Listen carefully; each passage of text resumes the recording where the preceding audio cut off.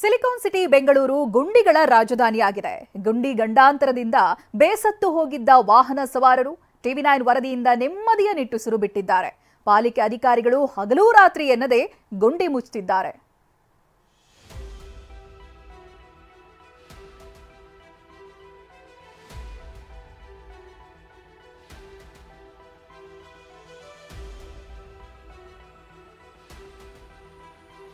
ಗುಂಡಿ ಮುಚ್ಚಲು ಡೆಡ್ಲೈನ್ 4 ದಿನವಷ್ಟೇ ಬಾಕಿ.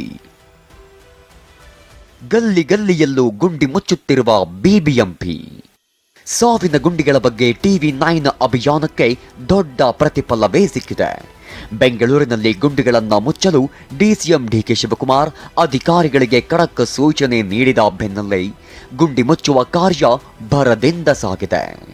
ರಾಜಧಾನಿ ಬೆಂಗಳೂರಿನ ಗುಂಡಿಗಳ ಬಗ್ಗೆ ಟಿವಿ9 ನಿರಂತರವಾಗಿ ವರದಿಯನ್ನು ಪ್ರಸಾರ ಮಾಡ್ತಿತ್ತು. ಈ ವರದಿಯಿಂದ ಎಚ್ಚೆತ್ತುಕೊಂಡಿರುವಂತಹ ಡಿಕೆ ಶಿವಕುಮಾರ್ ಅವರು ಈಗಾಗಲೇ ಕೂಡ ಸೆಪ್ಟೆಂಬರ್ 15ರ ಒಳಗಾಗಿ ಒಂದು ಗುಂಡಿಗಳನ್ನು ಮುಚ್ಚಬೇಕು ಅನ್ನೋಂಥ ಒಂದು ಡೆಡ್ಲೈನ್ ಕೊಟ್ಟಿದ್ರು. ಆ ನಿಟ್ಟಿನಲ್ಲಿ ನಿನ್ನೆಯಿಂದ ಈಗಾಗಲೇ ಕೂಡ ಗುಂಡಿಗಳನ್ನು ಮುಚ್ಚುವ ಕೆಲಸಕ್ಕೆ ಬಿಬಿಎಂಪಿ ಅಧಿಕಾರಿಗಳು ಮುಂದಾಗಿರುವಂಥದ್ದು. ನಿನ್ನೆ ಶಿವಾಜಿನಗರದಲ್ಲಿ ಅಧಿಕಾರಿಗಳೇ ಮುಂದೆ ನಿಂತು ಮೃತ್ಯು ಗುಂಡಿಗಳನ್ನು ಕ್ಲಿಯರ್ ಮಾಡಿಸಿದ್ರು. ಇವತ್ತು ಬಿಬಿಎಂಪಿ ದಕ್ಷಿಣ ವಲಯ ಆಯುಕ್ತೆ ವಿನೋದ್ ಪ್ರಿಯಾ ಬಿಟಿಎಂ ಲೇಔಟ್, ಮಹದೇವಪುರ, ಶಾಂತಿನಗರದಲ್ಲಿ ರಸ್ತೆ ಗುಂಡಿಗಳಿಗೆ ಖುದ್ದು ಡಾಂಬರು ಹಾಕಿಸಿದ್ರು. ಇನ್ನು ಅಧಿಕಾರಿಗಳು ಗುಂಡಿ ಮುಚ್ಚಲು ರಾತ್ರಿ ಹಗಲು ಎನ್ನದೇ ಕೆಲಸ ಮಾಡ್ತಿದ್ದಾರೆ.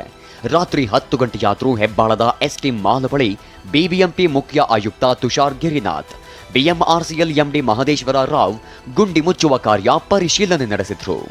ಇದಕ್ಕೆ ನಾವು ಮತ್ತು ಮೆಟ್ರೋ ಅವರು ಸಮನ್ವಯ ಸಾಧಿಸಿ ಏನೇನು ಮಾಡ್ಬೋದು ಜಂಟಿಯಾಗಿ, ಅವರು ಏನು ಮಾಡಬೇಕಾಗಿದೆ, ನಾವು ಏನು ಮಾಡಬೇಕಾಗಿದೆ ಅಂತ ಮಾಡಿಬಿಟ್ಟು ಮುಗಿಸ್ತೇವೆ. ಸೊ ಇದನ್ನು ನಾವು ಗುಂಡಿನೂ ಮುಗಿಸ್ತೇವೆ, ಅದರ ಜೊತೆಗೆ ನೀರು ಹರಿಯೋಕೆ ವ್ಯವಸ್ಥೆ ಮಾಡ್ತಾ ಇದ್ದೇವೆ. ಇತ್ತ ಬಿಟಿಎಂ ಲೇಔಟ್ನಲ್ಲಿ ಒಣಗಿದ ಮರಗಳನ್ನ ತೆರವು ಮಾಡಲಾಯಿತು.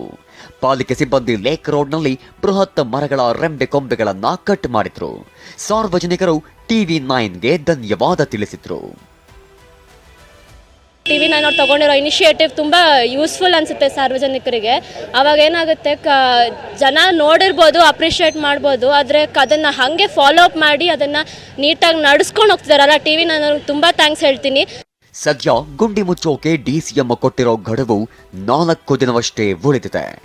ಆದಷ್ಟು ಬೇಗ ಗುಂಡಿಗಳನ್ನ ಮುಚ್ಚಿ ಸಾರ್ವಜನಿಕರಿಗೆ ನೆಮ್ಮದಿ ಕೊಡಬೇಕಿದೆ. ಕಿರಣ್ ಸೂರ್ಯ, ಟಿವಿ9 ಬೆಂಗಳೂರು.